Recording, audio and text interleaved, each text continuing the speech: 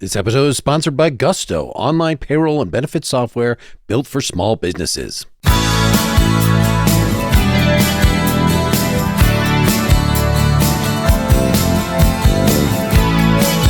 are listening to Nakedly Examined Music, a podcast about songs and songwriters. My name is Mark Linsenmeyer. My guest for episode 250 is Bill Pritchard, a British singer-songwriter who started out doing synth-heavy tunes with his first album in 1987. Within a couple of albums, he'd shifted to the jangly guitar pop you're now hearing from his biggest single, Tommy & Co., from his fourth album, 3 Months, 3 Weeks, and 2 Days, from 1989. He retired after just one more album in 1991, but after a couple of false starts, he came back with a vengeance, releasing albums 8 through 13 between 2014 and the present. Today we'll be talking about Perpetual Tourist from his new album, Haunted, then Trentham from A Trip to the Coast, 2014, and Pigalle on a Tuesday is Charming from Parce Que, 1988. We'll conclude by listening to the title track from the new record, Haunted. For more information, please see BillPritchardMusic.com. For more about this podcast, see NakedlyExaminedMusic.com. And to support the effort, get this episode ad-free, as well as my detailed episode notes, go to patreon.com/nakedlyexaminedmusic. I will play a little bit of Tommy & Co. from 3 Months, 3 Weeks, and 2 Days, 1989. Your fourth album, I guess? Well, it was sort of really my third album, but it was the first album I did on a label called Play It Again, Sam, which is a Belgian label, but it was a very big indie European label at the time. And I think the thing with Tommy & Co., I had the opportunity of inviting Françoise Hardy, who was a 60s French icon from the Yeah Yeah period that I absolutely loved. And she sings backing vocals on this particular track. You know, we're going to play something from one of your albums before that at the end of this interview, but you've already kind of adopted more or less the guitar-based pop that we're going to hear, pop rock, you know, that we're going to hear for these songs that we're focusing on, whereas the stuff before that was just Joy Division, Depeche Mode, you know, synth heavy. There were synths involved, correct. I could say, well, I couldn't afford an orchestra, you know, so I had to get a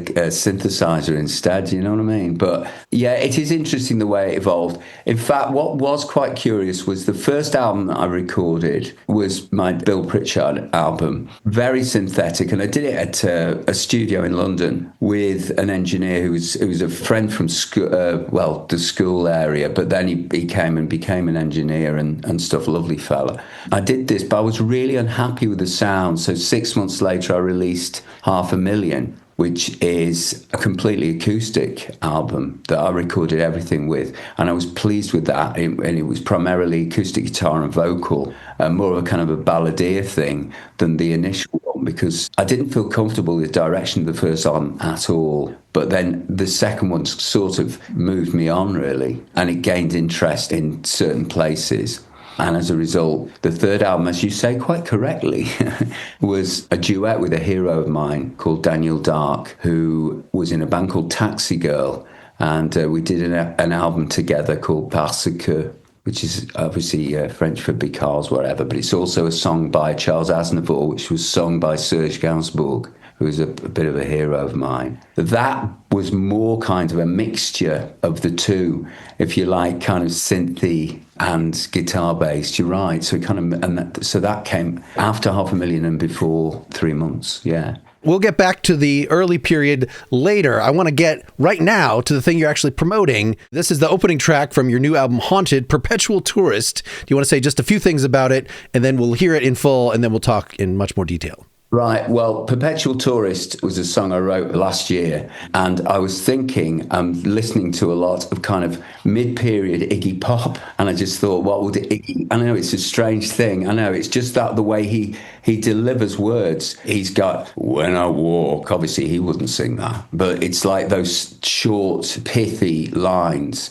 creating imagery. I think he's an extremely intelligent, old Jim's, I mean, an extremely intelligent man. I've always been very influenced by him, strangely enough, and it's an odd thing to say. It's that kind of guitar feel to it. And Perpetual Tourist, it's weird because it's not autobiographical, but there are elements of me in there. It's a composite of different people. I don't look in detail on my lyrics. but there's always an element of movement, always an element of place, and there's always an element of movement in time as well. But this one is good because a lot of the verbs I use are always a transit, whatever movement. So you've got when I walked, and then you've got, for the next songs, I've got verbs of movement as well. There always seems to be movement in everything I do. And Perpetual Tourist is a song that I'm particularly proud of.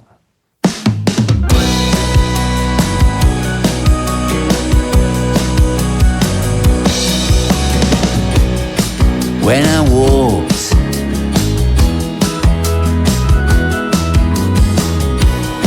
when I left her,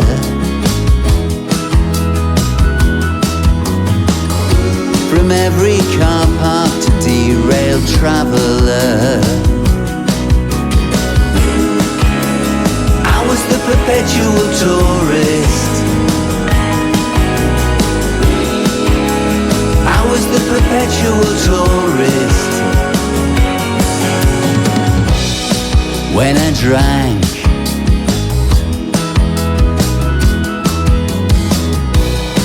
crossed the line, from every beer house to late night after hours, I was the perpetual tourist. I was the perpetual tourist.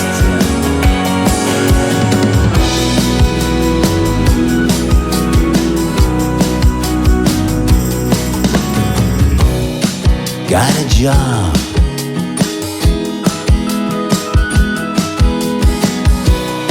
lost a job, saw myself floating in and out of it. I was the perpetual tourist. I was the perpetual tourist. I was the perpetual tourist. I was the perpetual tourist.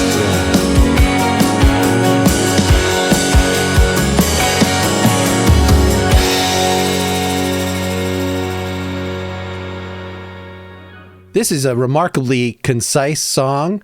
I normally, when I'm choosing, I don't know if it's less than 3 minutes, I kind of move to the but you had picked this one at the last minute. And I mean, I love it though. Both these two songs that we're going to go over, they each have a point at where I was calling it, just in my notes for this, the swoon point. What is the point in which the chord progression takes a little turn that really grabs your heartstring? Which here it's right just getting into the chorus. I mean, just that movement to, I guess, just the relative minor, right? Yes, I guess so. I mean, what's really cool is we've had a real collaboration here with, I did the demos of all the songs and then sent them off to the label, and because I really wanted to record it in Hamburg or get it involved in Hamburg. So there were some musicians in Hamburg, primary of which was Gunter Buskis, who done a fantastic job of interpreting and developing the way that these songs progress. But you're right, yes. I suppose relative minor, that's nice. I've never heard of that before, but yeah. It goes into a different colour, doesn't it? Yes. I mean, the introduction, so it sounds like you're doubling your voice at that point and there's more reverb on it. Definitely. Again, with Iggy Pop, like I said, when I walk, you know what I mean? It can be that massive thing, and he's got an amazing voice. I mean, I don't want to single out Iggy Pop. I don't know why I'm talking about Iggy Pop. Well, I was just excited that I'm interviewing somebody that has the same vocal range that I do. That when I walk, we could both be doing the slow. Yeah, we could do it as a duet. Yeah. When you start that thing, it's like, I don't know if when you're writing, it's fun, isn't it? It kind of follows on. I like the idea of perpetual tourist. I like the word tourist and I like the word perpetual. So the idea of like never ending. And I like the idea of this never ending thing. But when you kind of think about a nice pithy line, like when I walked, and then you've got a character. Now, what's this character do? Is he walking away or is he just carrying on walking forever? And then when I left her, now, when I left her, it could be I just left her to go down the supermarket to buy a tin of baked beans, or it could be the most profound thing. You know, when I left her, it could be your part of your philosophical debate, you know, when I left the whole existential existence. You know what I mean? I prefer the baked beans story personally, you know.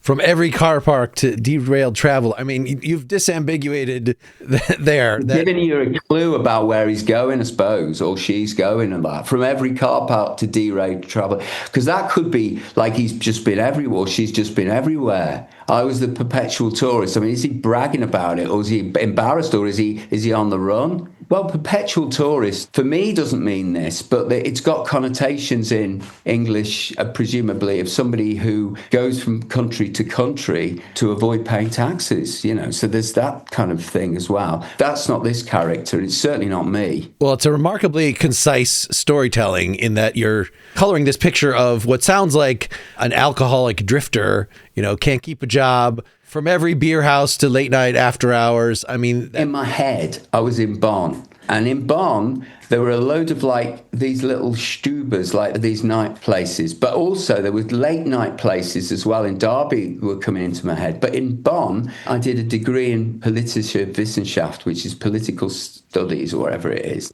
And I spent 6 months there in Bonn. And this was, at the time, Mark, when it was just pre the Berlin Wall coming down. But I remember that late night after hours, I loved that kind of the beer house, the beer light. I always remember that line from Bowie and Ziggy Stardust about the beer. Follow the beer light. I don't know, I probably got it wrong. That imagery I really liked, and I could see this character now walking into that place, the after hours club, you know. So it probably is a drifter, an alcoholic drifter, you know. So was this written sequentially? Are there 4 more verses somewhere? There's loads of verses, Marky. There's tons of verses. That you just cut it down to the essential. Exactly. To make it concise. I mean, sometimes, especially with this album, this is my latest book. So that is all the lyrics and things and words and ideas. It's not random cut-ups, but you take ideas, you think, oh, that's a good one. And then you take that and you extrapolate. You basically take that idea and run with it. That's what I did with When I Walked, when I left her, from every beer house, from every car park to derailed travel. And then it's When I Drank, Crossed the Line. Now you see, cross the line. I love the terms that can actually mean various things. Cross the line. So what's you know, that you cross the line in football, and you know, you cross the line, but then you go too far. You know, is he going to end up in prison? You don't know, do you? This is fascinating, Mark. I have never analysed my lyrics in this manner in my life. Apart from in French, I used to do it in French. There was a program. It was like this really artistic, like intellectual French show that they used to invite me on. They really analysed the words, and it was quite interesting. But I'm analysing my words myself this time. They were doing it for me. You know, it's great. Plenty of the people I talk to, they're like, well, I don't think about this. I don't even know why I wrote. So even though you wrote them, in a way, you're not in a terrifically more privileged position than anybody else. I'm no more responsible than you are, yeah. Except that you do know, actually, given the second song we're going to talk about in a minute, I was very surprised that there's not any specific place names, anything like that in this one, because the next one is just, it seems like throughout your work, you love to pile those details on. Obviously, I contacted you in email, and I suddenly thought, with this idea that you had of being so specific, it was quite unusual. That's why it kind of attracted me, the whole idea of it. Oh yeah, well, this is different. I've never heard of somebody asking me to do this before. You know what I mean? It's a big body of work because I'm a very, very, very old person. And I've been doing this for a very, very, very long time.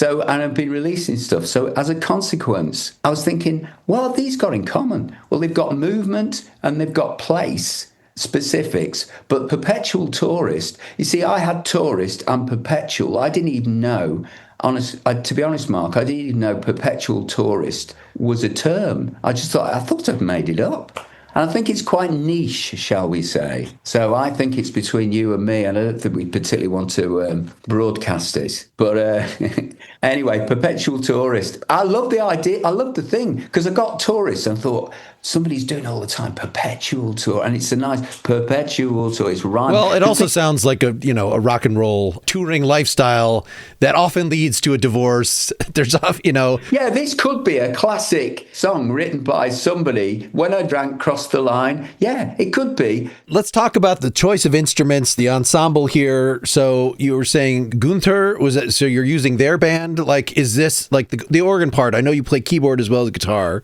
right? Yeah. So like, was that organ riff that's responding? That was Gunther. Oh, okay. It was a revelation, really was. I've made quite a few albums, and I can quite honestly say this one is a sequel to 2 albums that I did called 3 Months, 3 Weeks and 2 Days and Jolly, which were done 20, 30 years ago. I mean, I was looking at 3 Months just before you came. It was reissued as a double album. But to be honest with you, he really upped the game. And the way he interpreted the songs, those little flourishes, are him. It was great, but he managed to keep the essence of the song. It sounds like a Bill Pritchard album, Tapete, the label that I'm on. I've worked with him for over 10 years, and I've released stuff for over 10 years, but I like and respect that label. It's got a very, very positive and caring attitude, both to the artists it nourishes and to the people, the staff as well, which I find very encouraging, to be honest. Which is, it's a nice thing. Was he acting as the producer then for this album? I would say the producer. He interpreted the guitars, or he'd use the guitar stems that I'd use, and then he would amp them up. Say there's a song called Smile where we've used that, but we've enhanced it by taking it into a studio in Hamburg and improving the sounds, really. So was this you sending files back and forth, or was this you going to Hamburg? No. This was sending files back and forth. I actually never left Stoke. It's an interesting question then. Who counts as the, who is the, because it's a financial position, right? If you're listed as the producer on the record, then at least it used to be that you get a third of it up front or something ridiculous like that. I know we're dealing with much lower margins at this point. And so, I have no idea what a producer really means. Okay. It's a fluid term. I have no real idea what a director means in things, but that's obviously in terms of film. But I have absolutely no idea what anything of that means. And I think it's quite a fluid term. Sure. It's like a manager of a band. What does that mean? A manager. They made it up. You know what I mean? And they were, Well, yeah. I mean, I think these are financial categories primarily. So I think if you're the one calling the shots and paying the bills, and then you're the producer, as far as I'm concerned. Yeah. All right. According to your dictionary, yes, he is definitely the producer. Okay, because the label.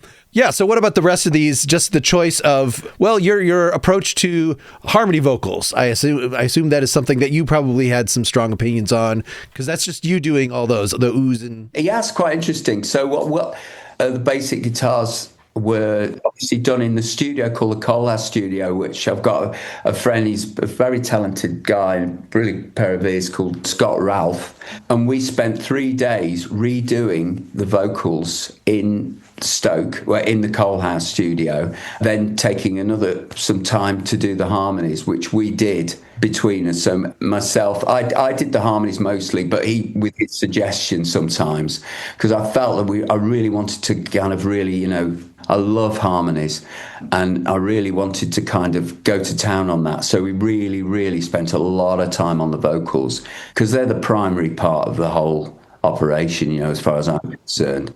Unless they're instrumentals, they're songs, aren't they? You know what I mean? For this particular thing. Let me play just a little clip. So this is the last verse. Got a job.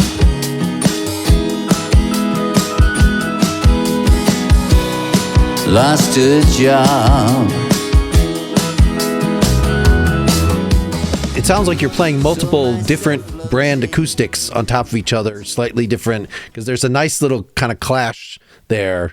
I'm left-handed, okay? Mm-hmm. So I play a right-handed guitar left-handed. As you put it, it was a financial consideration, because when I was a kid, left-handed guitars were more expensive than right-handed guitars. I either have to buy a really crappy left-handed guitar, or I can get a slightly better one, a much better one, and just learn the chords the wrong way around for everybody else. So if you listen, I've got a very unusual sound that I create by recording. So I basically have always played a right-handed guitar with the left hand because I'm left-handed. So that's why you get these unusual sounds coming through. And yes, I did. I overdubbed. We put a lot of acoustics on there. It sounded like there might have even been like a triangle or something, just something to make it a little more shimmery. There might be sort of a glockenspiel sound or a stylophone sound, but there was a review in a national French magazine that somebody sent me about it. It was a really good review, but what I loved was the fact it's the first time I've ever seen in a review of an album, giving a review of a xylophone. I think that's great, a xylophone on a pop song. I love that. I thought that was brilliant. In fact, I must send that to Gunter because I think that's a great thing. It's the sounds that the mixer can really get as well. You know what I mean? Let's stop for some ads. I want to talk to you about Gusto. Running a small business is hard. The economy is a lot right now. You can't control interest rates or tariffs, but you can control how effectively your business operates. Automating payroll and HR with Gusto is one of the fastest ways to cut friction and focus on what actually moves the needle. Gusto is online payment and benefit software built for small businesses. It's all-in-one, remote-friendly, and incredibly easy to use, so you can pay, hire, onboard, and support your team from anywhere. Gusto is used at my day job. I get a notification from Gusto when my money has come in. It is putting together tax information. It is performing direct deposits. Anything else that an employer wants to put in there, like health benefits, commuter benefits, 401k, or that they have to put in there, say because of the laws that vary from state to state to state, Gusto is going to handle that. Switching to Gusto is very easy. It is one of the first things that my current employer did when he bought the company. Gusto is rated #1 on G2's highest satisfaction products list for 2026 and trusted by over 400,000 small businesses. And you don't pay a cent until you run your first payroll, so you can look at all the functionality, get things set up with absolutely no cost. There are no hidden fees and no surprises. Try Gusto today at gusto.com/NEM and get 3 months free when you run your first payroll. That's 3 months of free payroll at gusto.com/NEM. One more time, gusto.com/NEM. Well, let's get the second song out there to get more of this. I think even though this is a decade ago, this is basically the same mission. This is also a less than 3-minute song. Trentham, another opening track from A Trip to the Coast 2014. It's mastered a little lower. Maybe the drums are a little less prominent. So even though you're playing kind of like the Who or something, but it's a very gentle mix overall. But we've also got the same kind of rich harmonies, the glockenspiel sort of sound, the clock tower sound. Yeah, anything else you want to say before they hear it? This is a very bright, musically, a very brightly coloured thing. I was always really impressed by, I've been a massive fan for years by a bloke called Roy Wood. And Roy Wood was The Move. Now, The Move did some fantastic, The Move were my favourite band of all time. And they were local to us. I mean, Roy Wood didn't really live very far from here, where he was brought up near Birmingham. His use of guitars is so good. So you've got that kind of pop, and his pop sensibility was amazing. I've also used, with the lyrics, this is very specific. I thought, right, let's start something really, really parochial almost, because this was the first album I put out for years. I basically did the classic thing of, in my 30s, stopped doing any tours, got a job, lost a job, yeah. So I did a PGCE, so it's like a post-degree thing in teaching, so I could teach German and French. We wanted a family, so brought up 2 daughters. So I did nothing.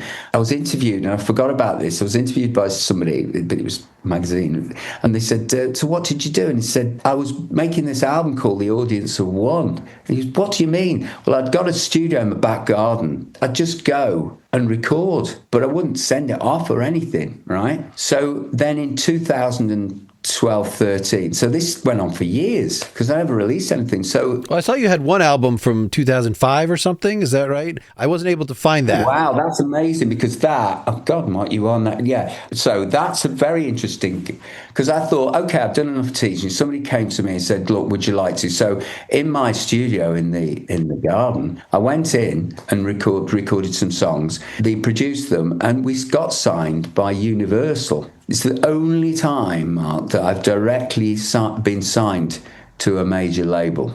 And it was it just didn't work for me at all. I loved the opportunity to work in some incredible studios. I loved the people that I worked with, and I'm still in contact with them now. They're great, but just did not work at all. So it was a false restart to your career, and then the real one happened in 2011 or so. Yeah, correct. And then you've had steady string of albums since then. I'm not being very concise here, unlike Perpetual Tourist. Well, I mean, this was the big question, that you had this big gap. Yeah, I basically became a dad. And it sounds a bit kind of cliche, but I did that thing, did the whole thing. I mean, that's so much better than the typical rock star missing your children's childhoods and whatever. Like, yeah, you can't do that. I mean, the most important thing, everything else is just unimportant. This isn't, do you know what I mean?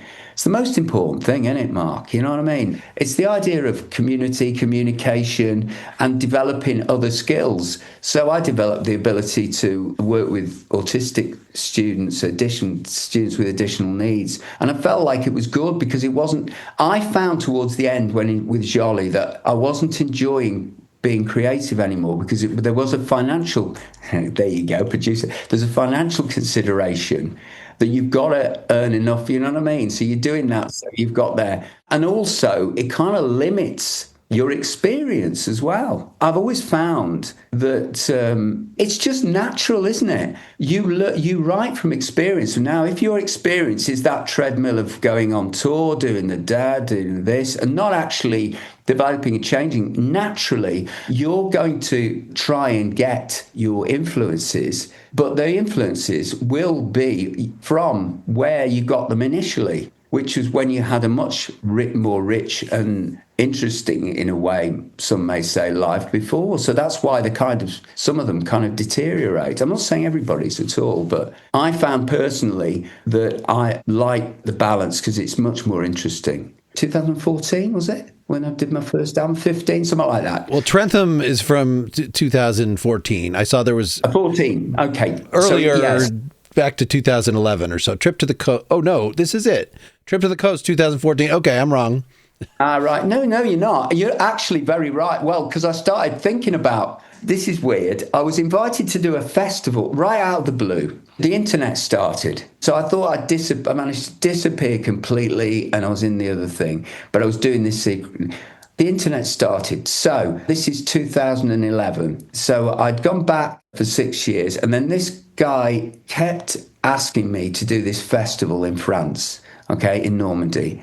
And I said, no. But he kept saying, well, you can bring your family. So I thought, okay. And then we had a whole holiday. He said, all you got to do is this festival, and you can stay in a gîte, and we can do these things. So we did. And so eventually I said, oh, be a laugh, be a holiday, won't it? So I did it, and I really enjoyed it. The festival this is great, this is so Pritchard. The festival was closed because it was being used by travellers the day before, went and used it.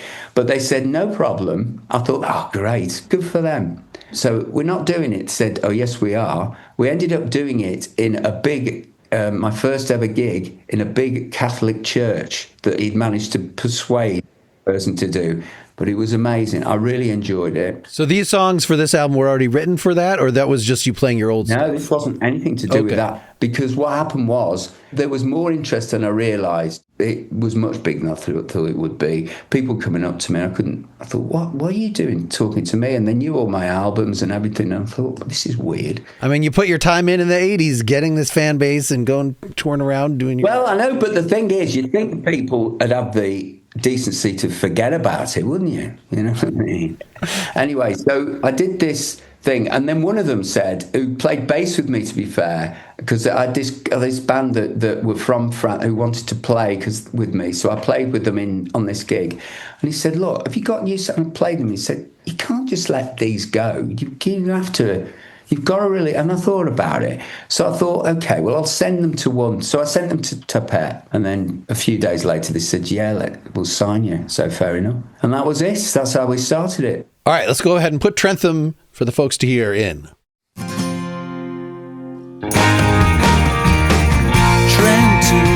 I can't believe what you do. Sundays seems like your advert rings true. And even when I see green, we all know where we've been.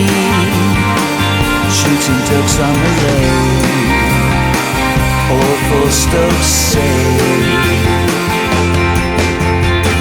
Sneak green, walking around like a god. Monday, looking decidedly on. But then I took Milton Road. That's where my mind would explode.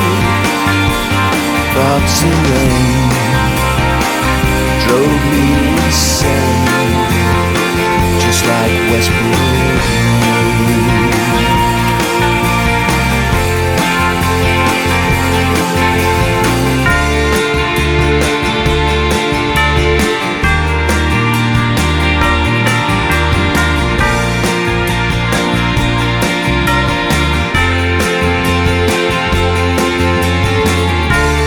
Bright lights of Hanley, the cultural quarter, with concrete mixers and foreign daughters. Trentham, I can't believe what you do. Sundays, seems like your advert rings true. And even when I see green, we all know where we've been. Shooting ducks on the lake, or for Stoke say. And even when I see green, we all know where we've been. Shooting ducks on the lake, or for Stoke say.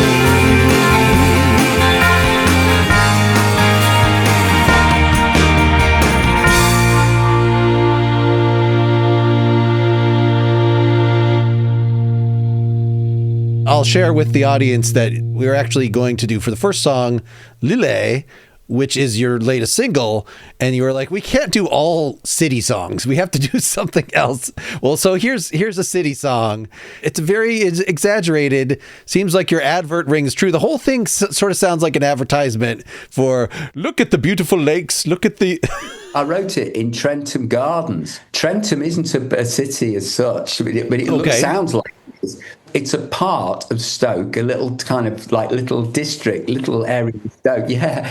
And it's part of Trentham Gardens is this quite well-established place where you walk and you picnic and things like that. So in a way, I was there, but also I was talking about then, I like the playing on words, even when I see green, and it was because it was a cold day, so it's icy, and there's a lake there, so the green pond, it was like green in the pond and stuff, and then filming, it was shooting ducks, and I like that play on words with shooting. Shooting obviously I think it's more an Americanism, but it isn't that sort of taking pictures, shooting ducks on the lake. I like the fact that you sent me, often I find the lyrics on the internet, and you actually sent me these, and each time it says shooting parentheses photo. Don't think that I'm meaning that I'm hunting, because that would ruin the the illusion of kind of tranquility. But it also, the other thing that's interesting is at the time, I remember this, there was a culling of Canadian geese, I think it was, in a lake down the road. It wasn't Trentham Lake, but it was. They were getting really kind of heavy, these Canadian geese. You know, they were like really kind of giving it out. And yeah, I'm sure there was this culling. So there was this kind of, that's what I thought about that shooting ducks. It's a play on words, because they were Westport Lake, it was called, in Stoke. It's very parochial. I mean, it's like a place that you would tell me from your place, really small, and you go, you know this, Bill? No, I don't. I haven't got a bloody clue, you know. But filming ducks on the lake for Stoke's sake. But Sneed Green is another part of Stoke. So he's moving now. Instead of moving maybe in a drunken manner in Perpetual Tourist, he's wandering around like he's God. So he's obviously something's really good has happened to him. And then Milton Road is the road to Derby, so it's the road north, eventually going to Macclesfield and Manchester. So the very, very specific... Oh, Westport Lake is mentioned there. Sorry, I do apologise. So Foxy Lane drove me insane, just like Westport Lake. So that's where they were shooting the ducks. Yeah, so there you go. there was a duck culling thing was going on because these Canadian geese were getting out of hand. So that's where my mind would explode on Milton Road, Foxley Lane. It drove me insane. I mean, is this the? In fact, one of the last episodes that I released was John S. Hall had released an album where he was sort of playing this persona of a stupid New Yorker who only knew how to express himself with profanity. So it'd just be like, "Oh, this fucking garden is so beautiful. Oh my God, it's just so." So is that that's what your version of this is? The exaggerated. Yeah, it's my version of this. This is blowing my mind. Yeah, it's blowing my mind. My mind will explode. Yeah, obviously, yeah. That's where my mind would explode. So obviously, I was having a good day there, was I not, Mark? I mean, walking around like you're God, like I'm God. But I like that again. That kind of walking around like you do something really good's happened, and then you're going like, I'm God here. This is it. You know what I mean? It doesn't last for long, but it's funny. Yeah. Without the profanities, I may add. Yes, that was.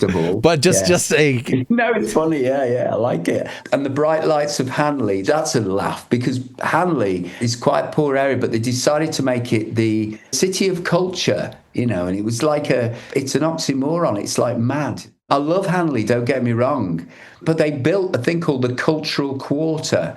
And it's just not a cultural, but, they tried it. But right in the middle of this cultural quarter, for months, even almost a year, there was this concrete mixer in the middle of it. So you imagine a really kind of a cultural area. You've got all your theatres, which you don't really have. They had one theatre and a couple of bars, and that was their cultural quarter. I'm not belittling it. It's really good. But they just had this concrete mixer. You know what a concrete mixer, in the middle of this thing. It just stood there. It was almost like some kind of art. It became like an art exhibit to me. I thought, this is great. Just this truck that never moved? No, it's a concrete mixer, so it's not even a truck. It's okay. I was picturing the truck that spins. It's smaller than that. It just stood there. It just stayed there. It was just mad, and it was like, what is it? Is this some kind of an art thing? I love it. It wasn't because but I loved that. But I loved that. I loved the kind of the idea of this cultural quarter and this concrete mixer. The two things were great. Because it just sums everything up. I just like the image of it, Well, I was confused in the lyrics you sent me. It said with concrete mixers and local daughters, but you specifically sing and foreign daughters. I don't understand either of these. What are the daughters? What? I have no idea, but it could be any daughters. Okay. I just put an adjective there, you know what I mean? You just choose what you want, demonic daughters or, delightful daughters. I don't know, I'm getting alliteration mad now here, but you know what I mean? Sure. You may just put what you want on, you know what I'm saying?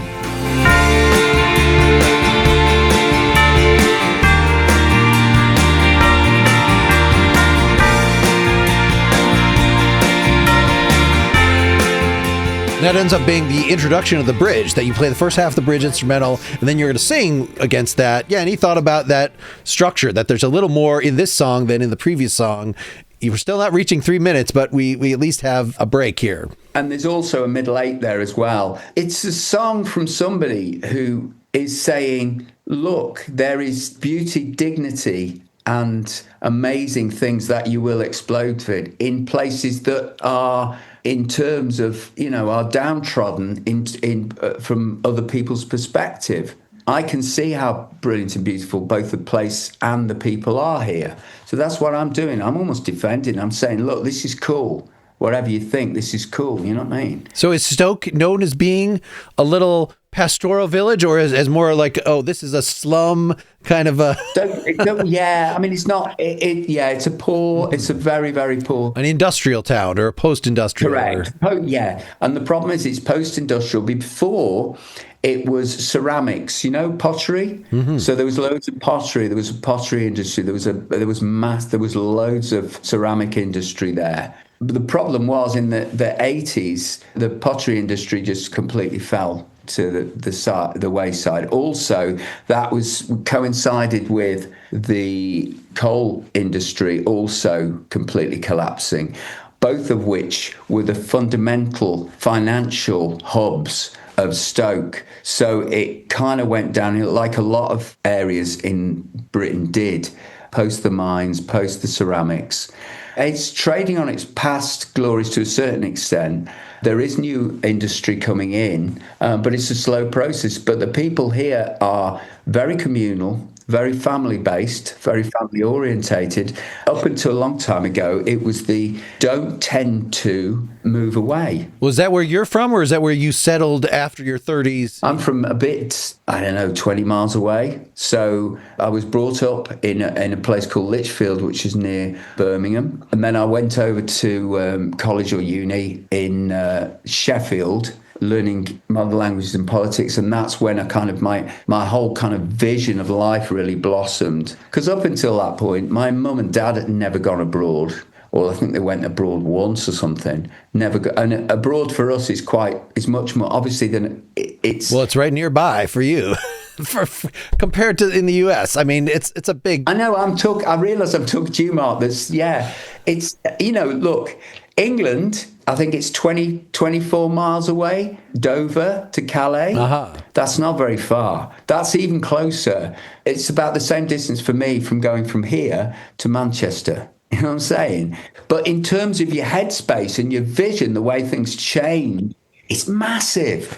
I had the opportunity, I went to Bordeaux University where I did l'IEP, which is the Institut d'études politiques, again, political studies, because it was a politically based degree that I was doing but it was for France and Germany, for the languages that you were learning. And I had the opportunity of broadcasting on a thing called La Vie aux Grandes Arts, which was, at the time, there was a real flowering of independent radio in France, Radio Libre. They let all the people just have certificates, or they let you transmit radio programs, radio shows. And there was this radio show station called La Vie aux Grandes Arts. I was lucky because I met a friend of mine who's now a very well-known journalist, and he was just a student at the time, he's 19, 20 years old. We did a radio show on a Thursday, and I got introduced to so many French artists, so many French acts. And Bordeaux is an amazing place, again, by the sea. I don't know where this is going, actually, Mark. It's going to our third song, which is Back in Time. This is from that 1988 album, the Parce Que, by you and Daniel Dark. But this is one of your songs on a Pigalle on a Tuesday is Charming. Yes. Which I picked out. It's another one. This one's less than 2 minutes. This was not intentional. You have plenty of 5-minute songs and things, but this one, we get to hear the full-on syntho but it also has the acoustic guitar. Yes, it's got the two together. That's what I was saying, Mark. There's a kind of I was going through a period here where I was mixing up the two. And I honestly, when I'm saying half joking, I would have loved a real orchestra, but couldn't afford it. To a certain extent, it is true. The synth line, I would have loved to have real violins and violas playing that, and the cellos, but it wasn't to be. But I like the kind of lo-fi sound that it ended up getting. And that album was released originally, I think it was 88. It got re-released about 5 or 6 years ago or something. And again, it stood the test of time. I was being interviewed by Le Monde, which is the national French newspaper, about it. Daniel Dark, by this point, my mate, had become a bit of a legend because he died in 2013. But oh my God, Mark, he was such a talent, such an artist, but so he was very left-handed like me, as we put it this way, and he was very, very incredible poet in French. Very troubled man, but very funny. One of the funniest people. Well, so before we hear it, is he actually doing anything on this track? Did he contribute to the synths, or was it? Oh, no, because I know some of them you sing and some of them he sings, and I wasn't sure how much of a collaboration this was. Good point. Yeah, actually, I've never thought of that. No, he's doing nothing on this. Okay. It was musically mostly me. I was in the studio a lot, and this particular one sort of lent itself more to me rather than him. A duet album, but this song is not a duet. It's just you doing your thing. Let's go here and we'll talk some more.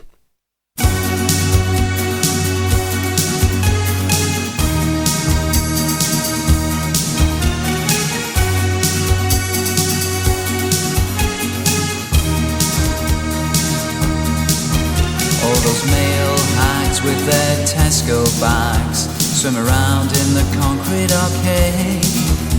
Those sweat-swilled streets smell oh so sweet. Pigalle on a Tuesday is charming. Like old tourists, we were charmed.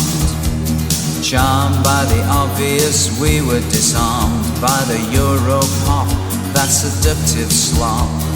Pigalle on a Tuesday is charming. He liked burger bars, they're always empty and full of fun. A lack of shape, but with every escape. Pigalle on a Tuesday is charming. Where UB40 are exotic and Mr. Gainsbourg is erotic. Walls have ears, even Joan of Arc is in tears. Pigalle on a Tuesday is charming. And those mighty moustaches observe the absurd, 'cause like me, we're all part of the herd. 'Cause like you, we're all part of the herd. Pigalle on a Tuesday is charming. I'm seduced by your sadness, I'm seduced by bonheur. I'm sickened by conservatives, I'm stricken by purr. I'm stricken by purr, I'm stricken by purr. Pigalle on a Tuesday is charming.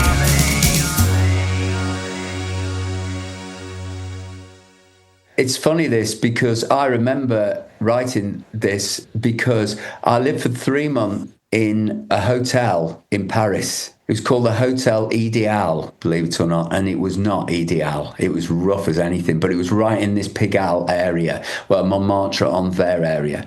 I remember just writing it in a quick burger. I don't know if they exist anymore, quick burger places. It's quite a nice summation. I remember writing it on a Tuesday. Yes, I was, in the morning. I was sitting there as one part of me 3 months because I was writing this album. Yeah, so it was actually written in situ, as it were, on spec, in Pigalle, which is, like I say, in the burger bar. Yeah, so also not a city, right? Trentham, not a city. This one I actually Googled before we talked to say, oh, okay, this is the region of France, the Pigalle region of France, or sorry, region of Paris, within Paris. So it's a neighborhood, yeah. Arrondissement, it's called, like the quarter of the area. It's called Ninth. Yeah, and you've got Montmartre just above it, so you've got them two mixed up. So I was between Montmartre and Pigalle. Montmartre is where traditionally a lot of the artists lived in Paris, and the musicians, you know, the gymnopedes. Eric Satie lived in Montmartre, those sorts of characters. You know, there was quite a few musicians who lived there, so there was that area. And I stayed there, and Daniel lived in that area as well. You know, that's where he was brought up. I stayed there to write for 3 months, but I was lucky, you know, because I was signed to a label, and I just thought, oh, let's do it there. And I was in my 20s, it didn't matter to me, so it was cool. It was every day was an adventure, believe you me. Well, so a really interesting parallel then to Trentham, where you're also sitting in a garden or, you know, hanging out in the local describing. But this sounds, even though you're saying it's charming, the seductive slop, it's a much more cynical take. It is a cynical take, but in your 20s you tend to be. However, I do like the words. I mean, I'll still sing this sometimes. Like I'm just organising hopefully a tour in France, and the thing is, I will play this because I like it. I like the parochial nature of it. You're in Paris. Paris is supposed to be the kind of city of light and all that, like, oh, wow. And this area, it's all the male hags. I like that line. It's great. With their Tesco bags. Tesco is a supermarket, a very regional supermarket in Britain, right? It's not upmarket. It's not a fancy one. It's just a rough, you know, and you've got your Tesco bag. It's like, you know, it's like rough, you know what I mean? And it's just the idea of walking around. And that's what I used to do. I had a Tesco bag with my lyrics in, my words in and that. That seemed to be what I did. I was on some kind of a mission. What was wrong with me? Goodness me. Yeah, it was very, very simple-minded in those days, Mark. So there's just like one place. He liked burger bars. They're always empty. Are you referring to another? I'm creating a picture again. I'm not specifically talking about a particular character, but then again, I could be. I know it sounds evasive, but... Well, that's just what I was wondering, given how short, again, concise storytelling. But here, because there's not actually anything that happens in the story. It's just you're referring to the stuff around you and a lot of specifics. But then growing to this critique of conformity, we're all like me, we're all part of the herd, like you were all part of the herd. I'm sickened by conservatives. Yeah. Oh, I'm sickened by purr. Yeah. What is purr? I don't know what even you're referring to. Purr is fear in French. P-E-R. Sorry, I'm picking by. What's the line after that? I can't remember. It just says, I'm stricken by purr, I'm stricken by purr, I'm stricken by purr. Pigalle on Tuesday is charming. That's it. I'm sickened, I'm stricken. I know. Stricken as in you can't move. Sickened as in you feel sick. Well, at the time it was Thatcher's Britain, and the whole idea of the self, we've got to get on, let's crush everybody else. It was horrible. And she really represented things that really, unfortunately, we're still feeling, because people aren't naturally like that. That really kind of had an impact. It was such a sea change of attitude from communal to self. Yeah, so any thought about how this sort of general critique at the end is coming out of sort of just ripping on the aesthetics of the gross environment that you're in? In a way, it was beautiful. I think there's beauty in that. That where I was. Oh God, yeah, this was. Well, you're being charmed by it's seductive slop, right? So that's why it's still seductive. I'm charmed by it. Yeah, it's seductive. Exactly, it is seductive. But are burger bars? Are they particularly not slop? They're kind of two things, aren't they? But it is seductive. It's alliteration, isn't it, as well? But the actual meaning of it is clear as well. With the Europop. Now, Europop was very kind of funneled through quick burger bars. You'd have all these kind of Europop going on in France, in these sorts of places. With the Europop, that seductive slop. So, obviously the person was listening to that. He was seduced by it, but at the same time, he realised that the whole nature of the muzak element of it, or the sloppy element of it. So again, it's quite concisely written, isn't it? And are you referring to sort of the sort of provincial feeling that? Why would UB40, right, a British band with some reggae gestures, that's considered exotic in that part of France? Well, UB40 are exotic, in Paris. Now, that's interesting. They are seen totally differently. They were. You know what UB40 means. It's the unemployment benefit card that you used to get if you hadn't got a job. I didn't know that. I did not know where that came from. UB40. Well, that's what it was called then. All the red wine that went on the radio, they never mentioned that. They didn't know. They wouldn't have mentioned that. I mean... And at the time, they were from Birmingham, which wasn't that far away from here. Mm-hmm. They were seen as quite a rootsy band initially, because this went initially. But in France, they became, or in Europe, they became celebrated as quite exotic. And then Mr. Gainsbourg is erotic. That's Serge Gainsbourg, yes. Je t'aime and all that. I mean, that's, But I like the exotic and erotic idea. We know that he was regarded as that. It's the mixture of provincial England and then the capital of light, the kind of like the glorious nature of a kind of well-regarded glamorous city. It's the two things are quite interesting, that this guy is, and he's sitting in, let's face it, a fast food chain. You know what I mean? He's not sitting in Cafe Flo, which is a very, very upmarket Paris restaurant. But he really does do that, because that person was me. I was sitting there. And those mighty moustaches observed the absurd. When I first went to France and Paris at the time, I was always impressed, very struck by the people who ran bars and the people who kind of waiters and stuff, who had these amazingly fantastic moustaches. Like moustaches, like curly moustaches. They're brilliant. And I thought they were works of art. I thought they were amazing, because I've never seen them in England. Do you know what I mean? I thought, wow, these are cool. Takes a lot of effort. Yeah. Observe the absurd. So they're seeing this weird stuff going on, because like me, they're all part of the herd. Yeah. So we're all watching it. We're all the same, basically. That's like an anti-Thatcher line, that, if you want. So that's why it moves on to there. I mean, I'm analysing it as if I know what I'm talking about. I haven't got a clue. Like you say, I haven't got a clue. But it's quite interesting to analyse your own stuff from years, from.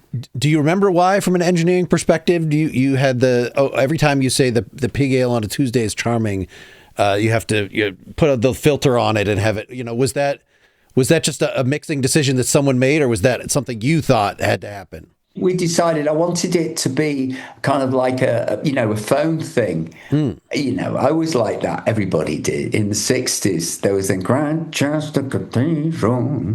There's a song in the 60s which was a hit, and it was like this phone thing.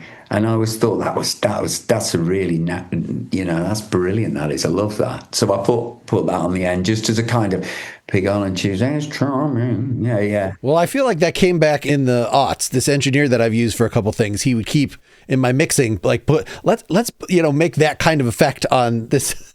That I don't know. There are a bunch of pop songs that we're using that trick again. Yeah. Oh, yeah. Well, things come back, don't they? They have their day and then they go away and their day returns. Sure. When it becomes digitally really easy to do it is when... Yeah, true. That is true, yeah. Let me play just the very end of the song to hear. We haven't really talked how you end any of these songs. Pigalle on a Tuesday is charming. You had set up this techno, this intro. You could have at least added another 30 seconds of like letting that go. Yeah, and I'm still sitting in the cafe and there's still stuff going on. Maybe have a little solo of some sort over it. But instead, we're going to like make this as concise as possible.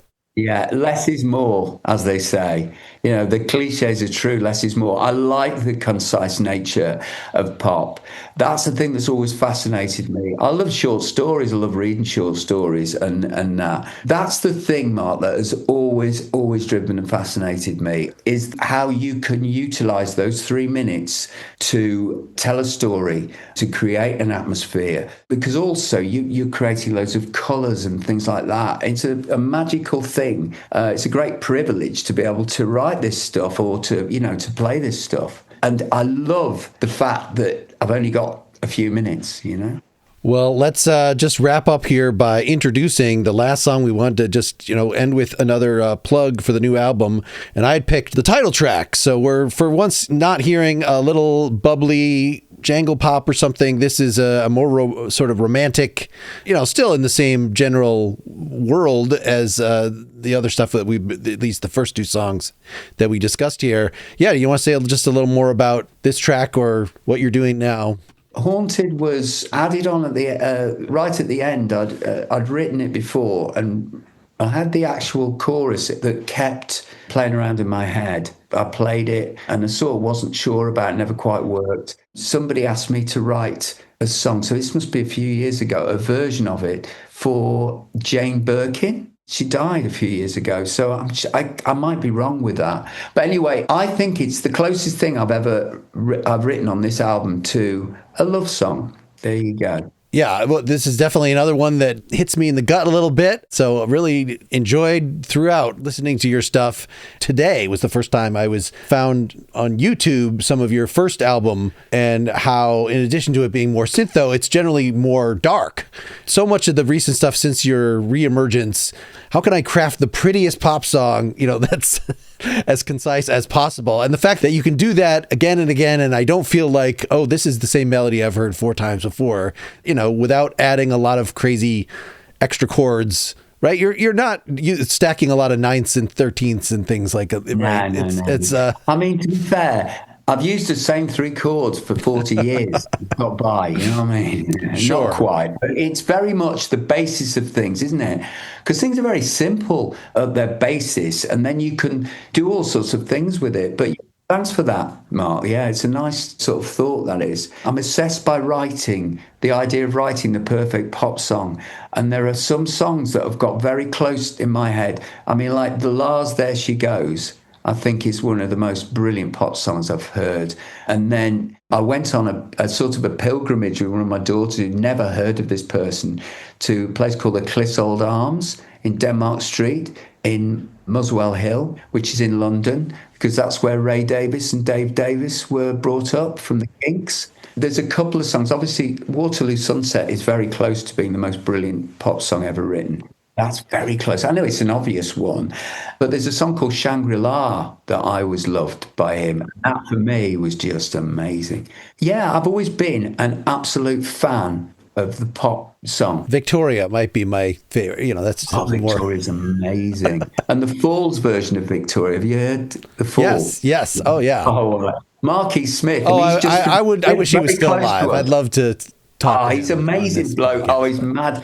He lived not far from here. He was brilliant, man. He was brilliant. That Elastic Man and the Curious Orange. Oh, man. What a lyricist. What a talented lyricist. He was just a poet, you know? All right. Well, wonderful to getting to know your point of view, getting a secondhand view of Stoke. Good luck promoting the album. Thank you very much, Mark. Yeah, it's been brilliant. All right. Here's Haunted. Oh, what a dance. You lead and I'll follow you tomorrow. Now you drink green tea by a clear blue ocean, waves the only motion. I just wanna say that all in all it's better this way.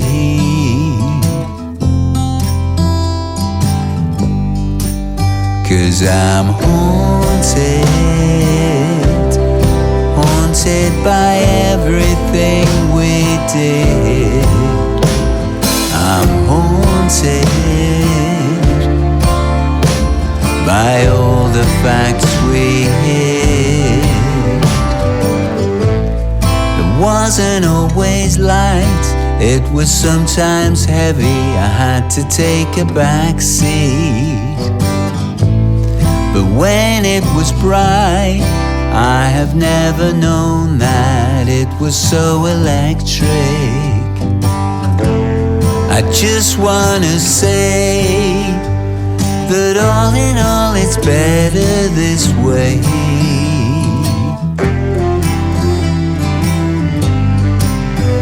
I'm haunted by everything we did. I'm haunted by all the facts we hid. I'm haunted by everything we said. I'm haunted by the unique life we led. Here is my slogan: you will never meet the true man in the end. Here is my slogan: you will never meet the true man in the end.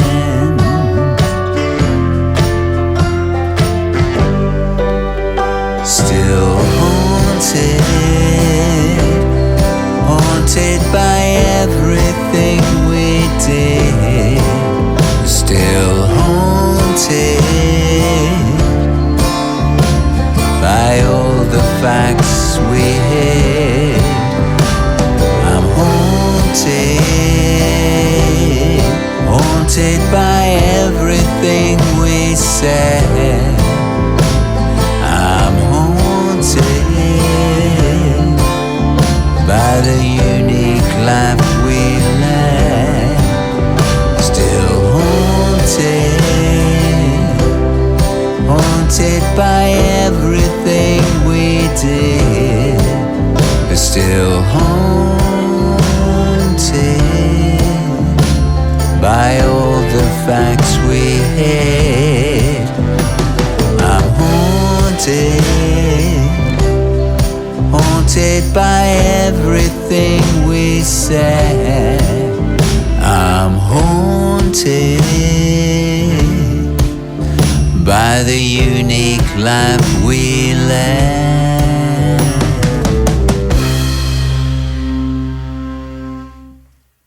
Thanks so much to Bill. I really, in prepping for this, developed a deep affection for these perfect little pop tunes. You can get more information about his music at billpritchardmusic.com. On the blog post associated with this episode at nakedlyexaminedmusic.com, I put links to some of his videos, some of his live performances, and of course you'll find links there to subscribe directly to the show if you're not subscribed already. You will not want to miss my next episode interviewing Alan Williams, because he is somebody you should have heard of, and I've got some other great episodes I'm planning for right now. I have a Spotify playlist of all the songs from all the episodes, including ones I'm just considering, so you might want to follow that. As always, I encourage you to support me at patreon.com/nakedlyexaminedmusic. That will ensure that this podcast keeps happening. I'd also love if you leave me a nice 5-star rating review on Apple Podcasts, wherever you listen to this. Feel free to reach out to me at mark@nakedlyexaminedmusic.com to request a guest, to volunteer yourself as a guest. Just say hi. Happy spring. Hope you're doing well. Hope you're being creative. Keep on musicking. Until next time, this is Mark Linsenmeyer